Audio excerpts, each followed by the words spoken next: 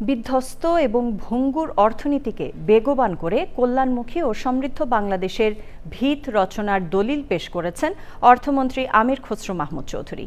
দেশের ৫৫তম আর নিজের প্রথম বাজেট বক্তৃতায় ব্যবসা বাণিজ্য চাঙ্গা করে ব্যাপক হারে কর্মসংস্থান সৃষ্টির মাধ্যমে মানুষকে স্বস্তি দেওয়ার কথা বলেছেন তিনি। প্রথম বছরে অর্থনীতির পুনরুদ্ধার, দ্বিতীয় ধাপে উত্তরণ আর শেষে পুনর্গঠনের কৌশল তুলে ধরেছেন অর্থমন্ত্রী। তবে ৯,৩৮,০০০ কোটি টাকার যোগান শেষ পর্যন্ত ঠিকমতো আসবে কিনা সেই প্রশ্ন থেকেই যাচ্ছে। রিজওয়ান নওয়াজের রিপোর্ট।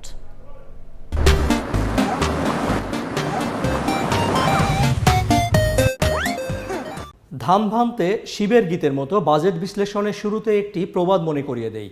ঢাল নেই, তলোয়ার নেই, নিধিরাম সর্দারের কথা শুনে থাকবেন অনেকেই। প্রস্তাবিত ২০২৬-২৭ অর্থবছরের বাজেট বক্তৃতাটি পড়ে সেরকমই মনে হয়েছে।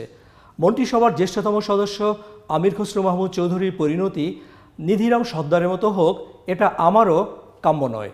তবে মন্ত্রিসভার ছোট্ট আনুষ্ঠানিকতার মধ্য দিয়ে গণতান্ত্রিক, মানবিক ও অন্তর্ভুক্তিমূলক অর্থনীতির অভিযাত্রা শিরোনামে যে বাজেটটি অনুমোদনের পর জাতীয় সংসদে পেশ করা হলো, তার ব্যয় এবং আয়ের পরিসংখ্যান দেখে আবারও নিধিরাম সর্দারের কথা মনে হচ্ছে। কারণ চলতি অর্থবছরে ৭,৮৮,০০০ কোটি টাকার বাজেট বাস্তবায়ন করতে গিয়ে হিমশিম খাওয়া সরকার আগামী অর্থবছরে ব্যয়ের পরিকল্পনা করেছে ৯,৩৮,০০০ কোটি টাকা।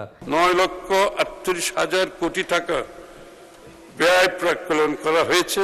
এই বিশাল ব্যয় করতে গিয়ে আয় ধরা হয়েছে ৭,০১,১৫০ কোটি টাকা, ঘাটতি থাকবে ২,৪৩,০০০ কোটি টাকা। জি, ঠিকই শুনেছেন, ৭ লাখ কোটি টাকা আয়ের মধ্যে এনবিআরকে আয় করতে হবে ৬,০৪,০০০ কোটি টাকা। একবার মনে করিয়ে দেই, চলতি অর্থ বছরে এনবিআর আয় করবে ৫ লাখ কোটি টাকা। যদিও এরই মধ্যে এই লক্ষ্যমাত্রা থেকে ১ লাখ কোটি টাকা পিছিয়ে আছে এনবিআর।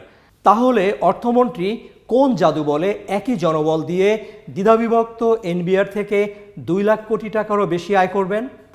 ৬,৯৫,০০০ কোটি টাকা রাজস্ব আয় প্রাক্কলন করা হয়েছে, যা জিডিপির ১০.২%।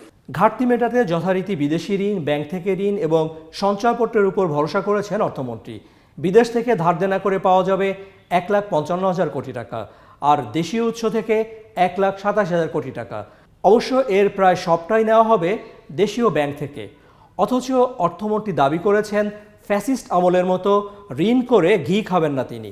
ফ্যাসিবাদী সরকারের সময়ে দুর্নীতি ও সংশ্লিষ্ট অপরিকল্পিত প্রকল্প গ্রহণ এবং তার অর্থায়নের জন্য বিপুল পরিমাণে ঋণ গ্রহণ করায় আমাদের ডেট সাস্টেইনেবিলিটি ঝুঁকির মুখে পড়েছে।